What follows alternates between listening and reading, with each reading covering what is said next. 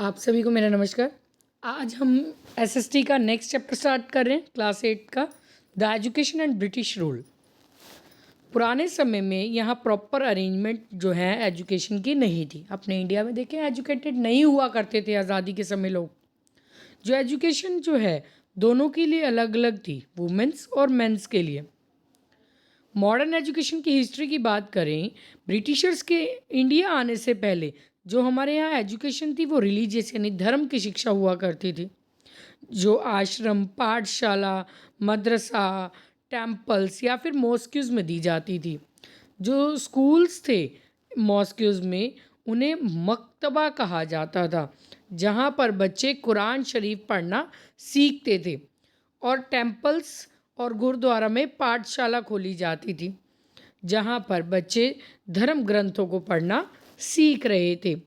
इन स्कूलों में religious books यानी धार्मिक किताबें और भाषा सिखाई जाती थी। हिंदू स्टूडेंट्स की बात करें, सनातन धर्म के बारे में, रिस्पेक्ट द काउ एंड ब्राह्मण, गाय और ब्राह्मण की पूजा की जाती थी, उनका आदर किया जाता था। For example, education was imparted in Urdu, Persian and Arabic in maktabas, in Gurmukhi and Punjabi in gurdwaras. कहते हैं कि एजुकेशन जो है वो अलग अलग भाषाओं में दी जाती थी। मक्तबा में उर्दू, पर्शियन और अरेबिक भाषा में दी जाती थी, और गुरमुखी भाषा में। पंजाबी और जो गुरमुखी और पंजाबी गुरुद्वारा में सिखाई जाती थी।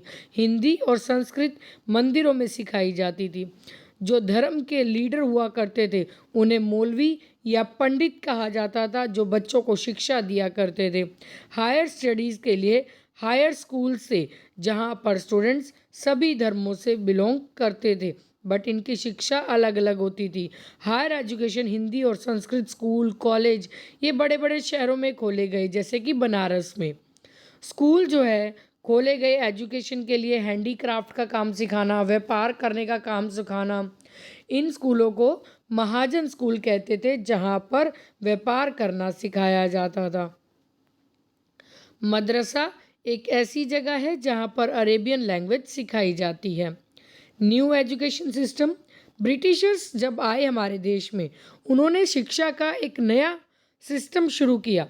इस सिस्टम में जो मेन पर्पस था वो स्टूडेंट्स की सेल्फ थिंकिंग को इम्प्रूव करना था। इंग्लिश लैंग्वेज, वेस्टर्न लिटरेचर ये सब सिखाई जाने लगी। न्यू स्कूल, कॉलेज, यूनिवर्सिटीज़ ये इस्टेब्लिश की गई इंग्लिश लैंग्वेज को डेवलप करने के लिए, इसके लिटरेचर को डेवलप करने के लिए, फिक्स सिलेबस इम्प्रूव करने के लिए। More attention begin to give to technical education, और टेक्निकल एजुकेशन देने के लिए एक सिलेबस जो है वो फिक्स कर दिया गया, जैसे कि आज है। कहते to know from your ancestors that which type of education was important. तुम अपने मतलब घर पे पूछ सकते हो कि जब आपके दादा दादी पढ़ा करते थे, नाना नानी पढ़ा करते थे, तो किस तरह की एजुकेशन हुआ करती थी। नेक्स्ट है purpose to start western education. जो ब्रिटिशर्स थे उन्होंने देखा कि इंडिया में जो लोग हैं उन्हें काम समझ में नहीं आता, एडमिनिस्ट्रेशन चलाना नहीं आता। इसके लिए इन्होंने शिक्षा देनी शुरू की। They needed the people who could listen to problems of the Indians, कि ताकि वो ज़रूरतमंदों की जो प्रॉब्लम्स है उनको सुन पाए। वो लोग जो प्रॉब्लम बता नहीं सकते, क्योंकि देखो अगर मेरी लैंग्वेज इंग्लिश है, आप कोई और लैंग्वेज बोल रहे हो, मुझे नहीं समझ आ रही, तो कम्युनिकेट करना मुश्किल होगा। इस कारण उन्हें शिक्षा दी गई ताकि वो भाषा सीख सके। जो ब्रिटिशर्स हैं वो इंग्लिश एजुकेटेड थे। इंडियंस जो हैं could be easily to convert to Christianity, जिससे अगर इंडियंस भी इंग्लिश सीख जाते हैं तो उनके धर्म को कन्वर्ट करना आसान होगा। नेक्स्ट आता है development of western education. Western education जो है इंडिया में ब्रिटिश रूल के समय एस्टैब्लिश की गई। 1641 में क्रिश्चियनिटी ईस्ट इंडिया कंपनी ने स्टार्ट किया इंडियंस को एजुकेट करना। 1715 में एक कंपनी खोली गई जिसका नाम रखा सेंट मैरी चैरिटी स्कूल। ये सबसे पहले मद्रास में खोली गई उसके बाद lord Warren Hasting, Jonathan Duncan, इन्होंने संस्कृत स्कूल भी यहाँ पर खोले। Development of education from 1813 to 1854। Charter act जो हम पहले पढ़ चुके हैं 1813, गवर्नमेंट ने प्लान किया कि वो लोग जो है 1 लाख रुपए खर्च करेंगे हर साल एजुकेशन पर, बट कहते हैं this money could not be spend because of lack of fix education policy of the government, क्योंकि ये खर्च नहीं किया गया। कह दिया खर्चेंगे, बट ये खर्च नहीं किया गया क्योंकि एजुकेशन पॉलिसी गवर्नमेंट की फिक्स नहीं थी। 1823 में एक कमेटी बनाई गई और उससे डिस्कस की गई educational policy, but disagreement started among the members के बीच में खुद ही मानते नहीं थे एक दूसरे की बात, डिसएग्री थे। कुछ मेंबर जो हैं वो फेवर में थे spending this money on the western education in English medium, भी फेवर में कहते हैं कि वेस्टर्न लैंग्वेज पर खर्च करना चाहिए, बट कुछ नहीं चाहते थे, जबकि अदर मेंबर्स कहते थे कि जो इंस्ट्रक्शंस है ना वो हमारी भाषा में होना चाहिए, संस्कृत, पर्शियन या अरेबिक में। तब लॉर्ड मैकली ने कहते हैं ये प्रेसिडेंट बने एजुकेशन कमेटी के 1853 में। इन्होंने डिसीजन लिया वेस्टर्न एजुकेशन के फेवर में। राजा राम मोहन रॉय ये भी स्ट्रेस दे रहे थे, जोर दे रहे थे वेस्टर्न एजुकेशन पर। 1854 में जो प्रेसिडेंट थे बोर्ड ऑफ कंट्रोल के, चार्ल्स वुड, इन्होंने रिकमेंड किया विच आर कॉल्ड, जिसे वुड डिस्पैच भी कहा जाता है। इसके बाद आ जाता है setting up of Hunter commission in 1882। Education की ग्रोथ के लिए गवर्नमेंट ने एक हंटर कमीशन सेटअप की। उन्होंने कुछ बातें रिकमेंड की। Number 1, grant should be given to private school, यानी जो भी पैसा दिया जाएगा वो प्राइवेट स्कूल को दिया जाएगा। एफर्ट्स जो हैं वो सेकेंडरी स्कूल को इम्प्रूव करने के लिए करने होंगे, स्पेशल अरेंजमेंट करने होंगे ताकि वुमेन की एजुकेशन इम्प्रूव हो सके। स्टूडेंट्स को फिजिकली और मेंटली एजुकेट करना होगा। गवर्नमेंट के लिए यहाँ पर ज़रूरी नहीं है कि स्कूल या कॉलेज में किसी बात को लेकर इंटरफेयर किया जा सके। इसका जो मेन बेस था वो मॉडर्न एजुकेशन सिस्टम था। Next, Indian university law 1904 AD. 1904 में लॉर्ड कर्सन जो है इन्होंने इंडियन यूनिवर्सिटी एक्ट पास किया। इस एक्ट के अकॉर्डिंग जो इंटरफेरेंस थी गवर्नमेंट की वो यूनिवर्सिटीज़ में बढ़ने लगी थी और सभी जो हैं इस एक्ट के खिलाफ होने लगे थे। सेडलर कमेटी 1917, गवर्नमेंट ने एक कमेटी बनाई, सेडलर कमेटी 1917 में, ताकि एजुकेशन को डेवलप किया जा सके। जो प्रेजेंट कर रही थी कुछ रिकमेंडेशन को, जैसे कि medium of instruction at school level should be vernacular language and later it can be English, यानी जो मीडियम ऑफ इंस्ट्रक्शन है ना वो अलग अलग भाषाओं में अलग अलग जगह पर होना चाहिए, बट बाद में उसे इंग्लिश ही कर दिया गया। जो एग्ज़ामिनेशन सिस्टम है इसको इम्प्रूव करना चाहिए, इसको लेकर आना चाहिए। हमें ज़्यादा ध्यान टेक्निकल एजुकेशन पे देना है। गवर्नमेंट को जो है यूनिवर्सिटीज़ को कंट्रोल करना होगा और वाइस चांसलर यूनिवर्सिटी के अपॉइंट करने होंगे ताकि यूनिवर्सिटी को ईजीली कंट्रोल करके चलाया जा सके। नेक्स्ट आता है हार्टक कमेटी 1928। एजुकेशन हार्टक कमेटी अपॉइंट की गई जिसमें प्राइमरी एजुकेशन को कंपलसरी किया गया। टीचर्स जो हैं उन्हें ज़्यादा सैलरी पे करनी चाहिए, इस कमेटी ने ये बात उठाई, और कोई भी खर्चा बिना बात का या बेफालतू खर्चा एजुकेशन पर नहीं करना है।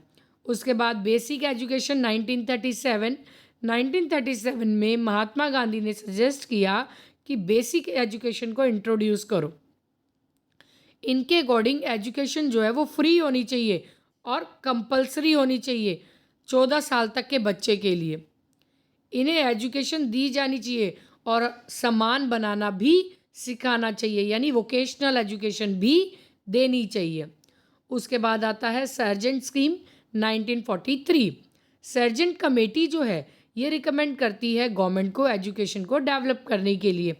ये कहती है कि प्राइमरी एजुकेशन देने से पहले जो एजुकेशन है वो किंडरगार्टन में दी जानी चाहिए, यानी जो प्लेवे होते हैं, जो स्टूडेंट है उसकी एज 6 से 15 साल की होनी चाहिए, तो उसको फ्री एजुकेशन दी जाएगी। एडल्ट एजुकेशन भी, यानी बड़ों को भी, यानी 15 साल से ऊपर के बच्चों को भी शिक्षा दी जानी चाहिए। लिमिटेड स्टूडेंट्स को ही कॉलेजेस में एडमिशन देना चाहिए। उसके बाद आ जाता है इसका प्रभाव क्या पड़ा वेस्टर्न एजुकेशन का। ब्रिटिश एजुकेशन मिनिस्टर कल्चर के कारण इंडिया जो है वो एग्जिस्टेंस में आया, इंडिया की एक अलग पहचान बनी। जो एक्सपेंसिव एजुकेशन थी, most of Indian remain illiterate, ये जो एजुकेशन थी वो खर्चीली थी, ज़्यादातर इंडियन अनपढ़ थे। इंडियन लैंग्वेज अभी भी डेवलप नहीं हो सकी थी। वेस्टर्न एजुकेशन जो है वो, देखो, चाहे वो डेवलप नहीं हुए थे, चाहे वो लिटरेट नहीं हुए थे, बट ब्रिटिशर्स ने हमारी सोच को बदला था। जो वेस्टर्न एजुकेशन थी वो हमारी सोच बदल रही थी, और वेस्टर्न एजुकेशन के कारण जो हिस्ट्री है दूसरे देशों की उसको पढ़ना आसान हो गया था, जिससे हमारे देश को आज़ादी मिलने में सहायता मिली। इसके बाद करते हैं एजुकेशन एंड इंडियन रिफॉर्म्स। बहुत सारे इंडियन जो हैं पढ़े लिखे वो डिस्कस किया करते थे वेस्टर्न एजुकेशन के ऊपर। बहुत सारे अक्लमंद जो हैं, इंटेलेक्चुअल पर्सन जिनको अच्छा ज्ञान था, वो वेस्टर्न एजुकेशन को समझते थे, क्योंकि उससे क्रिएट हो रही थी नेशनलिज्म की भावना, और ये प्रिजर्व कर रहे थे इंडियन कल्चर को। अब हमें जानकारी मिल रही थी कि हमें किस तरह से एफर्ट्स करने हैं। तो कौन कौन थे? सबसे पहले थे राजा राम मोहन रॉय। राजा राम मोहन रॉय जो हैं, इन्होंने बहुत सारे एफर्ट किए एजुकेशन को डेवलप करने के लिए। जो झूठे रीति रिवाज थे उनको ख़त्म किया, वो वेस्टर्न एजुकेशन के फेवर में थे। और उसके अलावा बंगाली, पर्शियन, उर्दू, इंग्लिश और ग्रीक लैंग्वेज, ये सभी भाषा सभी लोगों को सिखाना चाहते थे। इन्होंने 2 न्यूज़पेपर पब्लिश करने शुरू किए, और बंगाली में एक बुक भी लिखी जो ग्रामर के बारे में थी, ज्योग्राफी के बारे में थी, एस्ट्रोनॉमी, अर्थमेटिक।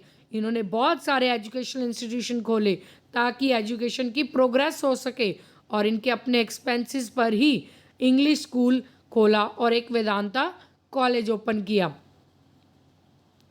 इसके बाद स्वामी दयानंद सरस्वती। स्वामी दयानंद सरस्वती जो है वो भी संस्कृत वैदिक एजुकेशन भी, वो कहते थे कि वेस्टर्न एजुकेशन तो आए बट साथ में संस्कृत और वैदिक शिक्षा भी दी जाए।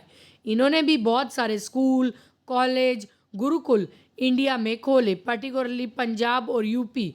दयानंद सरस्वती की डेथ के बाद 1886 में एक एंग्लो स्कूल ओपन किया गया लाहौर में इनकी याद में, और उसके बाद एंग्लो स्कूल के साथ एक एंग्लो कॉलेज भी खोला गया, जिसमें स्टूडेंट्स को हिंदू लिटरेचर की शिक्षा दी जाती थी, कल्चर और वेद सिखाया जाता था। बाद में डीएवी स्कूल खोले गए होशियारपुर, जालंधर और कानपुर। इस समय Swami Dayanand Saraswati a women college establish किया गया मेरठ में। तो सभी जो है वेस्टर्न एजुकेशन चाहते थे, बट मेन मुद्दा ये था कि वेस्टर्न एजुकेशन के साथ इंडियन जो शिक्षा है वो भी दी जाए। नेक्स्ट आता है, जो नेक्स्ट हमारे रिफॉर्मर्स थे जो एजुकेशन को सोच रहे थे वो थे स्वामी विवेकानंद। स्वामी विवेकानंद ने रामकृष्ण मिशन जो है वो एस्टेब्लिश किया। इन्होंने इंडियन कल्चर अमेरिका और यूरोप तक पहुंचाया। ये जो मिशन था इसमें school, college, library, hospital, orphanage, ये सब खोले गए, एस्टेब्लिश किए गए। ईश्वरचंद विद्यासागर। ईश्वरचंद विद्यासागर एक और फेमस इंडियन इंटेलेक्चुअल थे। इन्होंने बंगाली नेम्ड प्रेमियर वार्न प्रीचे, ये एक जो है बुक लिखी थी, जिसमें इन्होंने अपनी भाषा को इजी करने के लिए बताया, और उसके अलावा इसे आज भी इस्तेमाल किया जाता है। और इन्होंने एजुकेशन में भी एक स्पेशल जो है ध्यान दिया, कंट्रीब्यूट किया और वुमेन्स एजुकेशन को भी इम्प्रूव किया। ये स्वामी विवेकानंद जी। इसके बाद Annie Besant and theosophical society. Annie Besant जो हैं वो स्पेशल कंट्रीब्यूट करती हैं एजुकेशन के लिए। इन्होंने स्कूल कॉलेज इस्टेब्लिश किए बॉयज़ और गर्ल्स के लिए अलग अलग जगह पर। इन्होंने इस्टेब्लिश किया एक सेंट्रल हाई स्कूल बनारस में, जिसे बाद में हिंदू यूनिवर्सिटी बना दिया गया। नेक्स्ट, महात्मा गांधी जी व्यूज़ क्या थे वेस्टर्न एजुकेशन के लिए? महात्मा गांधी जी क्या कहते हैं? महात्मा गांधी जी के अकॉर्डिंग इंग्लिश एजुकेशन जो है वो हमें गुलाम बना रही थी।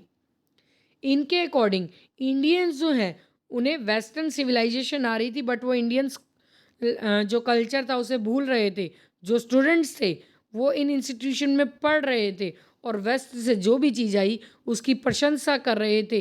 इवन उन्होंने ब्रिटिश रूल को भी प्रेज़ करना, प्रशंसा करना शुरू कर दिया।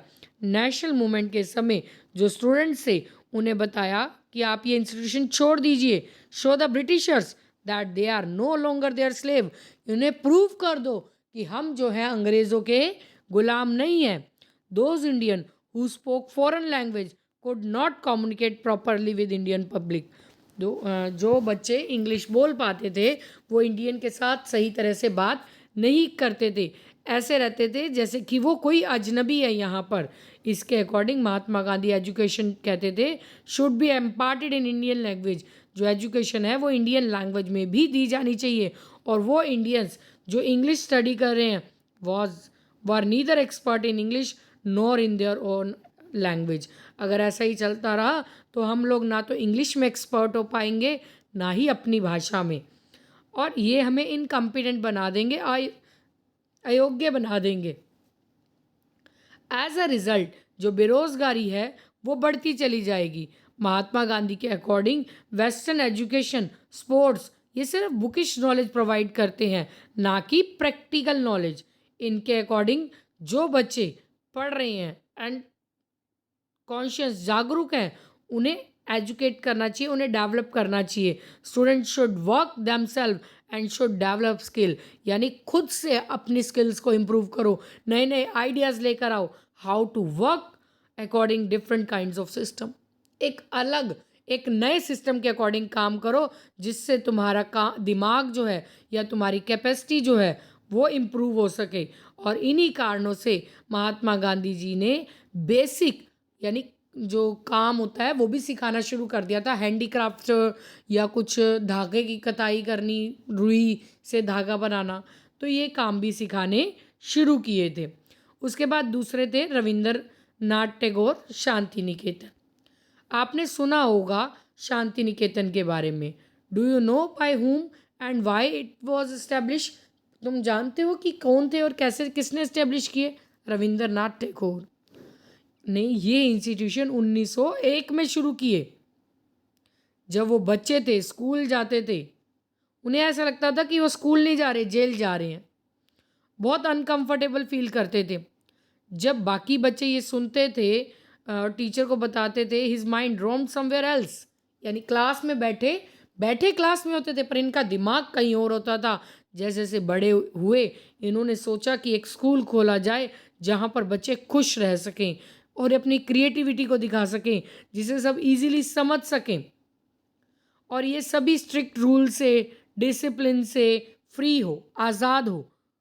टीचर बच्चे को समझ सके, उनकी हेल्प कर सके, उनकी क्यूरियोसिटी को जाने, उसकी डिज़ायर को जाने, एक क्रिएटिव एजुकेशन बच्चों को दी जाए।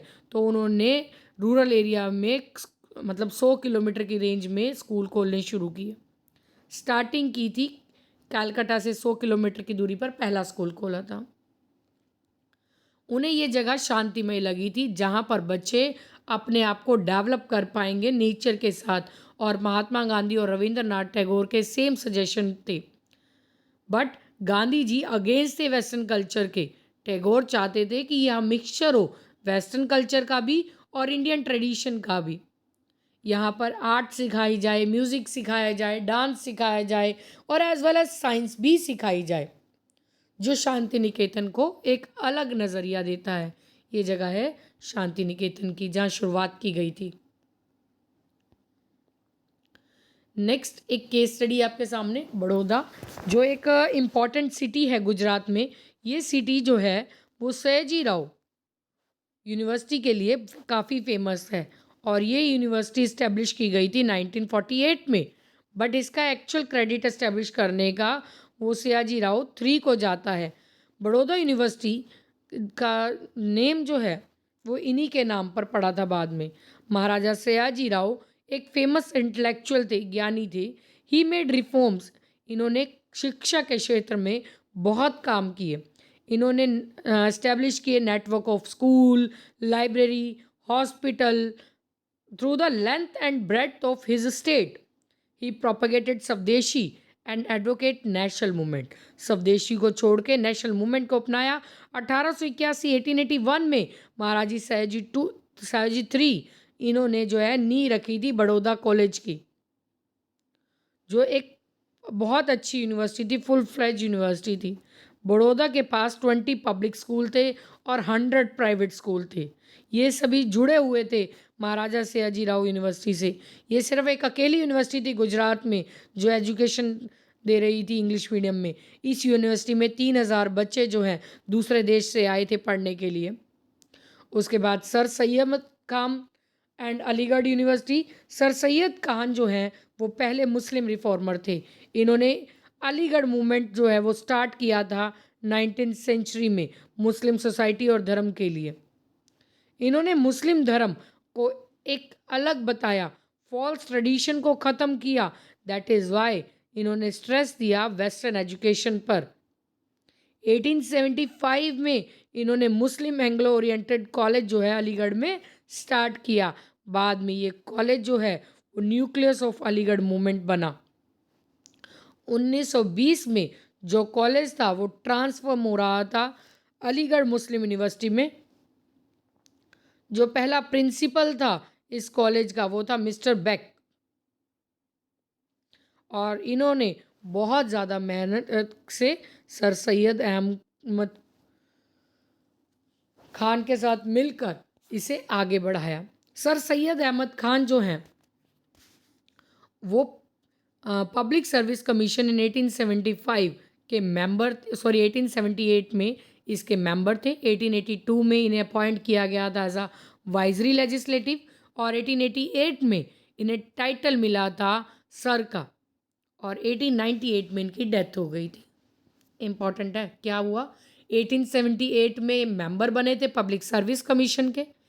फिर उसके बाद 1882 में अपॉइंट किया था वाइजरी लेजिस्लेटिव के रूप में। 1888 में इन्हें टाइटल मिला था सर का, और 1898 में इनकी डेथ हो गई थी। अलीगढ़ मूवमेंट जो है वो काफ़ी पॉपुलर मूवमेंट रहा, जो स्टार्ट किया गया था सर सैयद अहमद खान के द्वारा मुस्लिम्स को जागरूक करने के लिए। क्योंकि अलीगढ़ जो है वो एक मूवमेंट था तो इसे अलीगढ़ मूवमेंट भी कहा गया। जो लीडर्स थे इस मूवमेंट के वो काफ़ी ज़्यादा स्ट्रेस दे रहे थे झूठे रीति रिवाजों को ख़त्म करने के लिए और वेस्टर्न एजुकेशन को बढ़ाने के लिए। जो फाउंडर थे यानी इसकी शुरुआत जो थी वो सर सैयद अहमद खान ने की थी, जो ब्रिटिश रूल के फेवर में थे। So that by getting facility the Muslim interest could be saved. तभी इन फैसिलिटीज़ के कारण जो मुस्लिम है उन्हें सेव रखा गया, उन्हें बचाया गया। अलीगढ़ जो है वो एक इम्पॉर्टेंट यूनिवर्सिटी है यूपी की, और सर जो है सैयद 1920 में अलीगढ़ यूनिवर्सिटी की नींव रखी थी। जो लीडर्स थे हिदायतुल्लाह खान और सर अहमद खान, उन्होंने सोचा कि चारों तरफ डेवलपमेंट होनी चाहिए मुस्लिम्स की, वेस्टर्न एजुकेशन की, और जो लिटरेचर ज़रूरी है। सो सर सैयद अहमद खान की गाइडेंस में 1875 में हिदायतुल्लाह खान ने नी रखी थी मोहम्मद एंग्लो ओरिएंटेड कॉलेज की अलीगढ़ में, और ये कॉलेज जो है वो डेवलप्ड हुआ, अलीगढ़ यूनिवर्सिटी से बना दिया गया 1920 में। पहले कॉलेज बनाया था और कॉलेज से उससे 1920 में यूनिवर्सिटी बनाया गया। पहले जो चांसलर थे यूनिवर्सिटी के वो थे सुल्तान जहाँ बेगम, और जो यूनिवर्सिटी है ये प्रोग्रेस कर रही थी। बहुत सारे मेडिकल और इंजीनियरिंग कॉलेज जो हैं एस्टेब्लिश किए जा रहे थे। एट प्रेजेंट ये यूनिवर्सिटी में 30,000 स्टूडेंट्स को एनरोल किया गया था, और नियरली 80 एजुकेशन डिपार्टमेंट्स जो हैं वो बनाए गए थे। तो हमारा ये चैप्टर यहीं पर ख़त्म हो रहा है। इसके बाद पॉइंट्स टू रिमेंबर एक बार रिवाइज कर लेते हैं। ब्रिटिशर्स जो हैं एजुकेशन के साथ आए थे। पहले जो एजुकेशन थी वो आश्रम, पाठशाला, मद्रास, टेम्पल और गुरुद्वारा में दी जा रही थी और ब्रिटिशर्स इसे अलग करना चाहते थे। जो पर्पस था न्यू एजुकेशन सिस्टम का ब्रिटिशर्स का, वो इंग्लिश सिखाना चाहते थे इंडियन लैंग्वेज की जगह। नए स्कूल कॉलेज एस्टेब्लिश किए गए इंग्लिश लैंग्वेज और वेस्टर्न लिटरेचर के लिए, और स्कूल जो है वो हैंडीक्राफ्ट और ट्रेड की ट्रेनिंग भी दे रहे थे महाजनी स्कूल में। और बहुत सारे रिफॉर्मर्स जैसे कि राजा राम मोहन रॉय, स्वामी दयानंद सरस्वती, स्वामी विवेकानंद, ईश्वर चंद विद्यासागर, मिसेस एनी बेसेंट, इन्होंने बहुत सारे एफर्ट्स किए ताकि एजुकेशन को इम्प्रूव किया जा सके। 1920 में अलीगढ़ मुस्लिम यूनिवर्सिटी जो है एस्टैब्लिश की गई। होप सो आप सभी को चैप्टर समझ आया होगा। आप इसको जस्ट 2 या 3 बार सुनिए, आपको चैप्टर ऐसे ही याद हो जाएगा सुनते सुनते ही। और होप सो उसके बाद आप इसके क्वेश्चन जो हैं वो इजीली कर लेंगे। अगर फिर भी आपको कोई डाउट रहता है तो आप कमेंट सेक्शन में कमेंट करके पूछ सकते हैं। इसी स्पीड से हम आगे बढ़ते जाएंगे और जल्द ही आपकी जो एसएसटी है वो कवर कर लेंगे। और उसके बाद हम क्वेश्चन आंसर्स की सीरीज़, अभी फ़िलहाल एमसीक्यूज़ सीरीज़ हमारी संडे चल रही है, तो जल्द ही हम क्वेश्चन आंसर्स की सीरीज़ भी आपके सामने लेकर आएंगे। तो प्लीज़ हमें इसी तरह से मोटिवेट करने के लिए लाइक शेयर और सब्सक्राइब ज़रूर करते रहिए। Thank you.